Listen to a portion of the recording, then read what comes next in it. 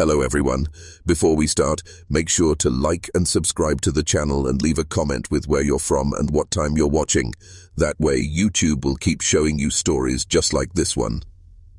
Imagine this, a quiet farmhouse in the hills of Appalachia. The year is 1936. A cold mist rolls over the valley, the kind that clings to the skin and carries whispers no one dares repeat. In that farmhouse lived the Hensley family, simple people by all accounts. But if you asked the townsfolk about them, they'd look away, lower their voices, and change the subject. There were rumors, of course, rumors of a daughter who rarely left the house, of screaming in the night, and of a family secret buried deeper than the roots of the oaks that shadowed their land. Her name was Eliza. To the census takers and traveling preachers, she hardly existed. Some swore she was ill.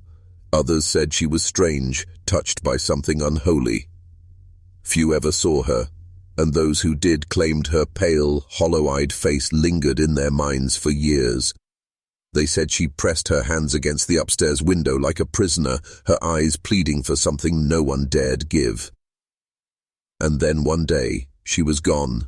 No obituary, no funeral. No grave marked her passing. It was as if she'd been erased. But the truth, whispered through generations like a forbidden prayer, was far darker than anyone could have imagined.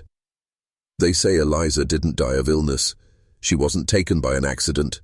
The story, pieced together from old court documents and family letters found hidden behind walls, suggests something unthinkable.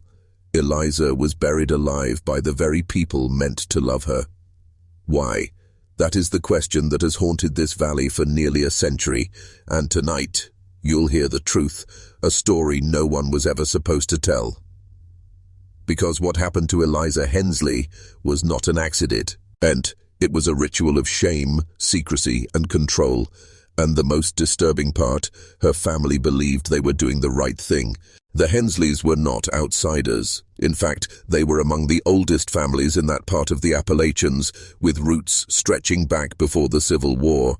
Their land had been passed down for generations, and with that land came an unspoken rule. The family's name, its reputation, had to remain untarnished, no matter the cost. Neighbors described them as God-fearing, but it was a fear twisted into something cruel. Church attendance wasn't about faith. It was about control.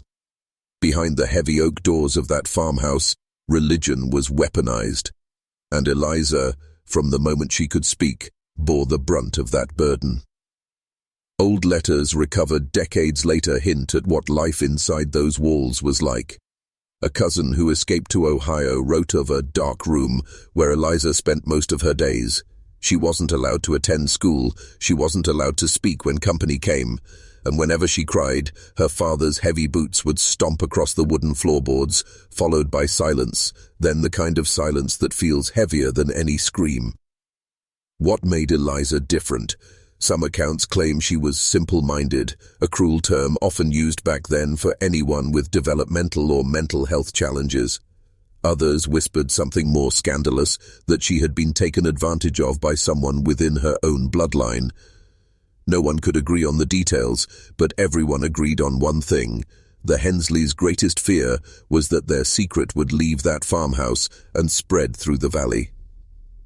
The story goes that one bitter winter night, Eliza's cries grew louder than ever.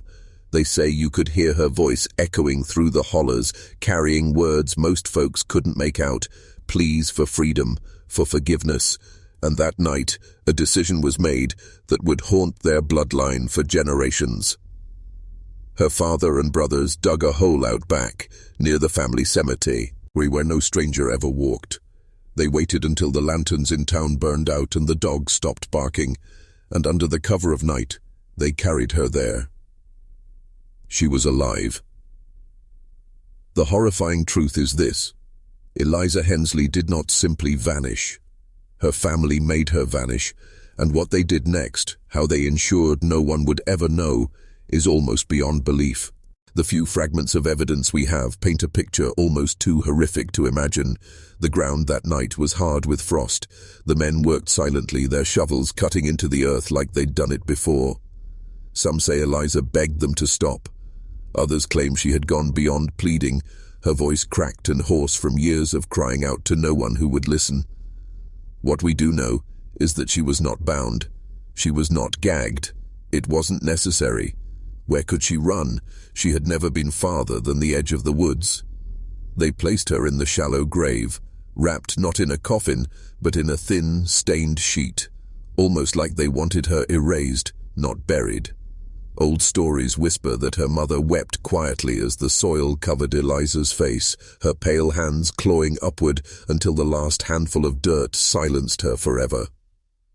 There are no court records of a trial, no death certificate, nothing to suggest Eliza ever lived or died, but silence leaves traces, and those traces have a way of resurfacing. Decades later, a farmhouse renovation unearthed a collection of yellowed letters behind a false wall.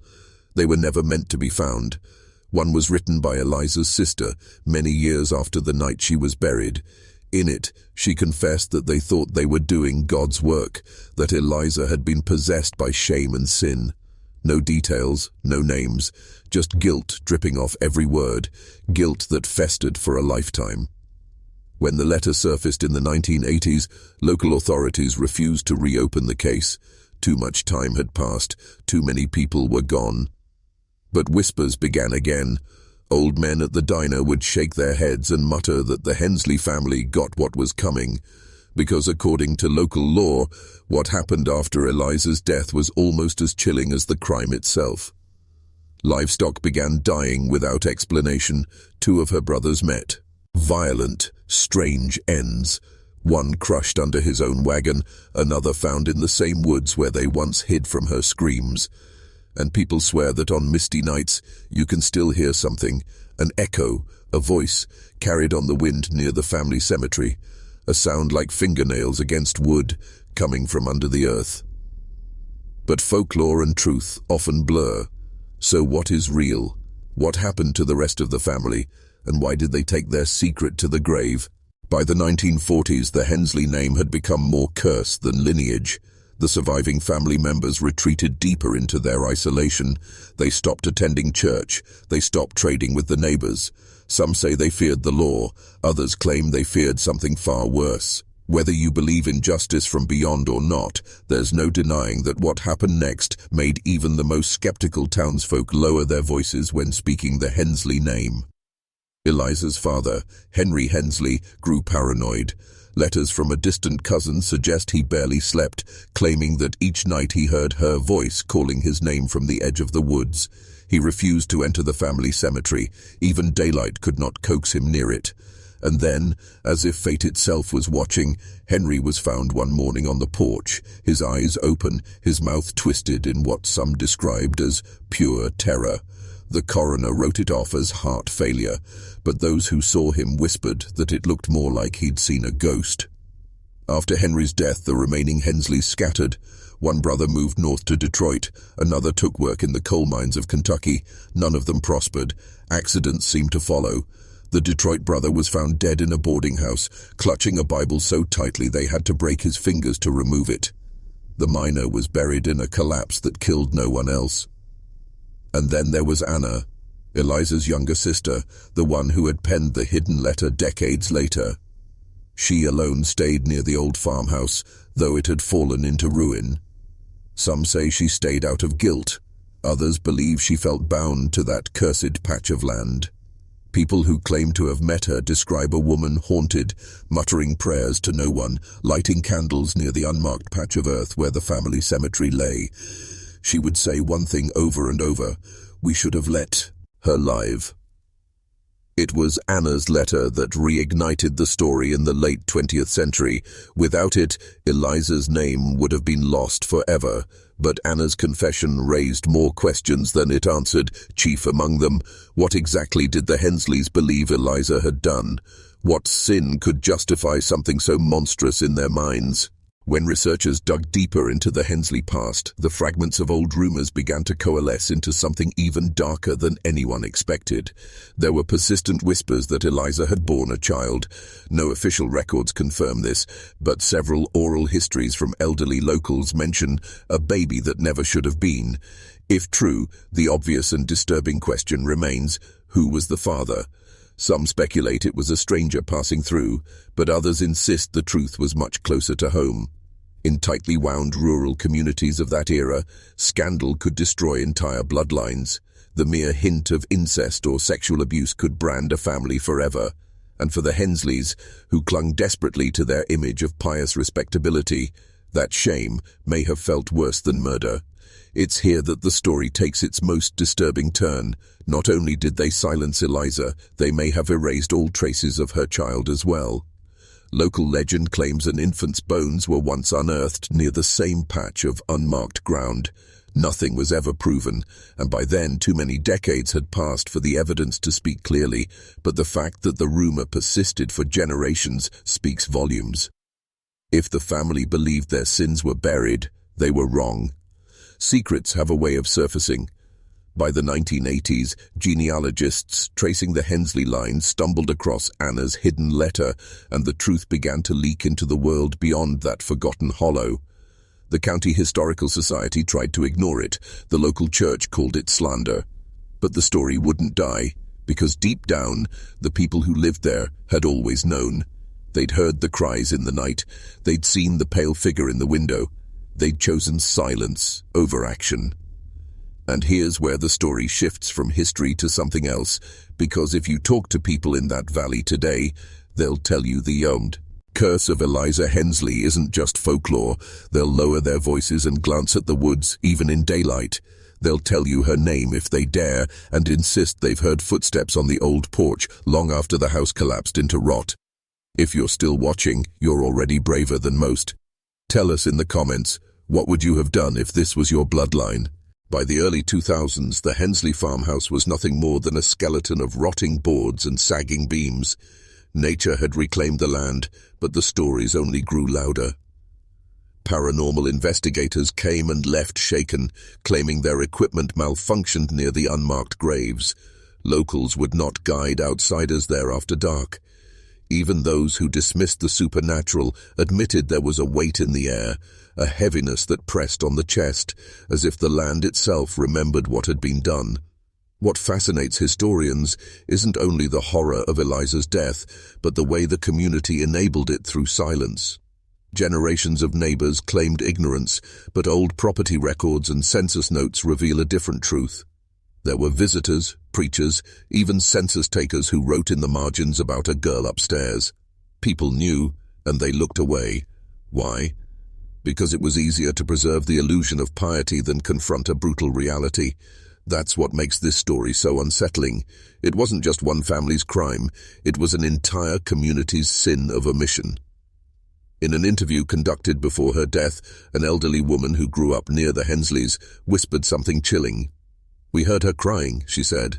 "All of us kids did, but we were told if we talked about it, the same thing could happen to us."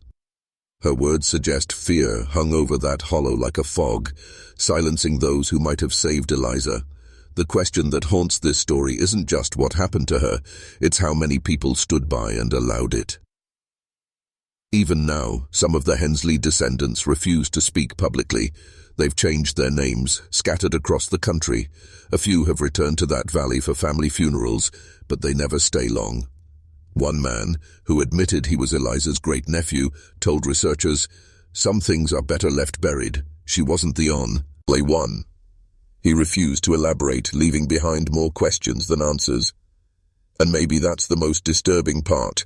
Was Eliza an isolated tragedy, or part of a pattern too terrible to put into words? What happened next, and what investigators finally uncovered on that property decades later, shook even the most hardened locals. What investigators discovered in the final surveys of the Hensley land was never officially published in newspapers, but the whispers have persisted ever since. During a private excavation in the late 2000s, ground-penetrating scans revealed multiple areas of disturbed soil near the old family cemetery, far more than one shallow grave. Quietly, without fanfare, forensic teams unearthed bones. Some were identified as livestock, but others were too small, too human. The remains were never tied definitively to Eliza or anyone else. Decades of erosion had erased that certainty, but locals who watched from a distance swore they heard something the night the bones were removed. The low whistle of wind through the trees, followed by what one elderly man called a woman's cry, carried off on the mist. The site has since been abandoned again, left to rot beneath the weight of its history. The farmhouse collapsed into a heap of moss and splintered wood. No one lives there, and no one dares to rebuild. Even hunters and hikers give it a wide berth, especially when the fog rolls in thick and pale. And every few years, someone claims to hear it, the sound of fingernails scratching wood, or a soft, desperate voice calling from under the earth. Skeptics laugh it off, but the legend remains. Eliza Hensley never found peace because her story was never fully told. And that is why you're hearing it now. For nearly a century, her name was erased, her life reduced to whispers and half-buried truths. But history has a way of clawing back into the light. Maybe it's coincidence, maybe it's a warning, or maybe some stories demand to be remembered, no matter how deeply someone tries to bury them. If you've stayed with us through this entire story, you've heard what few have dared to speak aloud. And now you must decide, do you believe Eliza Hensley was simply a tragic victim of her family's twisted faith and shame? Or is her restless spirit still wandering that Appalachian hollow, demanding justice in the only way she can? Either way, the truth is out. The silence is broken. And somewhere, if the old stories are true, Eliza is listening.